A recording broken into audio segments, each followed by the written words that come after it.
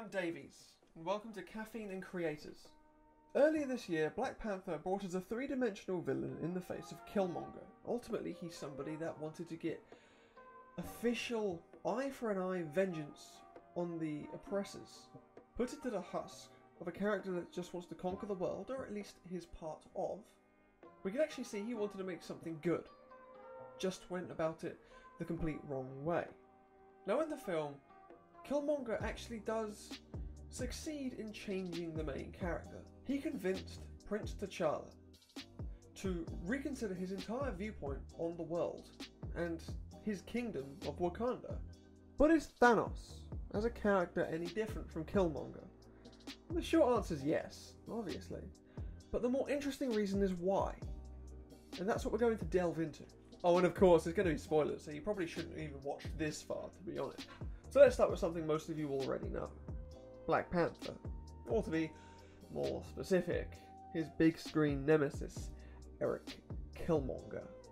While Prince T'Challa had his cushy life, leading a rather successful, highly technologically advanced, small, secluded nation, Killmonger did not have anywhere near that level of comfort.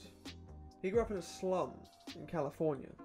He only ever heard stories of Wakanda. Huge, grand stories that would have plagued his mind for decades. When his father ultimately died, he had no more stories. He had only hate and vengeance and the bleeding desire to have all of those stories come true for him, as they should have been in his eyes. When you look at it from that perspective, Killmonger's motives are fairly understandable. We find out through the course of the film that Killmonger is ex-Special Forces, who has seen more than his fair share of destabilized nations being raped of their natural beauty and resources. He's seen his fair share of oppression. Killmonger saw something he wanted to change but could not. He desires to change it, but can't. Ultimately, we see this eat at him as a character. And while Killmonger has seen his fair share of suffering, he cannot stop. Ultimately, that's something a good guy would want, to stop it, and he does. That is his ethos. He doesn't want a world full of suffering. He just wants a world that's even for its past pain. And although we get to see what he cared about, and his motives get torn apart in his character, which bears a similarity to Thanos, doesn't ultimately make him the same character, now does it?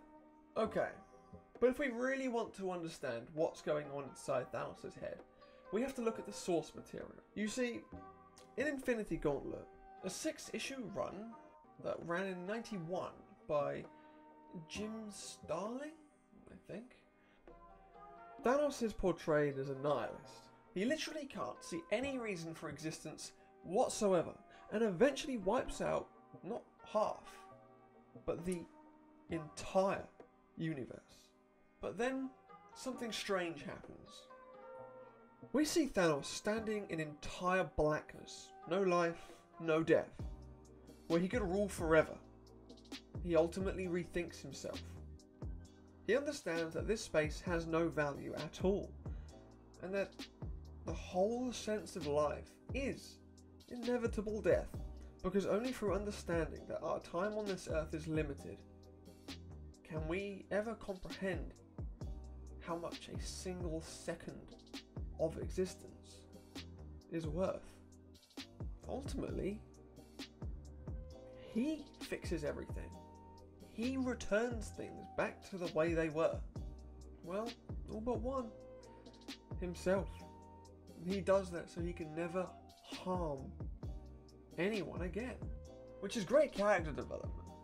But the MCU's version of Thanos is obviously different. In Infinity War, we realize that Thanos saw through his own eyes the effects of overpopulation. His Titan, it was once a green and prospering planet, which ultimately became desolate ruins as the only proof that society ever existed on this homeworld. And while he grieves for his brothers and sisters and his lost world, he takes it upon himself personally to see to it that this never happens again. He goes on his personal vendetta mission to wipe out half the life in the entire universe. He thinks only he can control this. He only trusts himself with this. Only he can do this. But Thanos isn't a one-dimensional character either. We see throughout Infinity War that he has emotions. He is fueled. The scenes with Gamora prove this. Ultimately, he has to make a choice.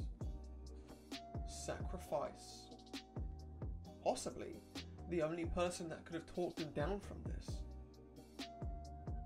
The only other thing that fueled him, that we know of, at least. Or fully committing to his path of getting every Infinity Stone and snapping his fingers. And at the end of it all, he succeeds, snaps his fingers, and disappears. Retires on some random green planet to become Farmer Thanos. He's won. What else has he got to fight for? Thanos isn't an easy character to understand. The more you dig, the more grey it gets. Ultimately, I don't think Thanos would even call himself the hero or the villain of his own story. Just a necessary evil. And while Killmonger wanted vengeance and justice, Thanos in the comic books was an egotistical nihilist. The MCU's version of Thanos is suddenly an altruistic humanist, albeit with a extremely hard approach. He doesn't approve of his own deeds. As I've already said, he sees it as the necessary evil. He is the universe's necessary evil. And although you might be fueled to walk out of the cinema saying, "Fuck that asshole," can you actually definitively say he is a 100% villain? But one thing can be said for sure. The MCU sure as hell went out with a bang on their 10th anniversary. This has been Davies for Caffeine and Creators, signing off.